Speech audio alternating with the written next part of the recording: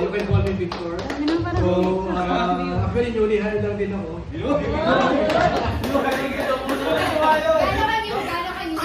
Then last year, 10 months pa lang. Yes. So, ako naalala nyo kami nag-perform dati.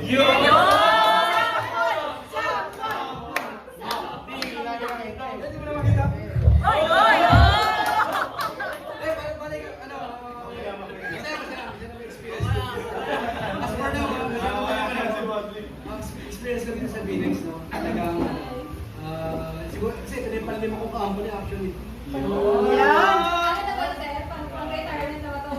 Tingin ko eh.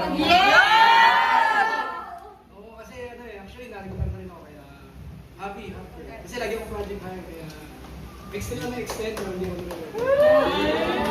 Eventually dito na, siguro dito na yung family.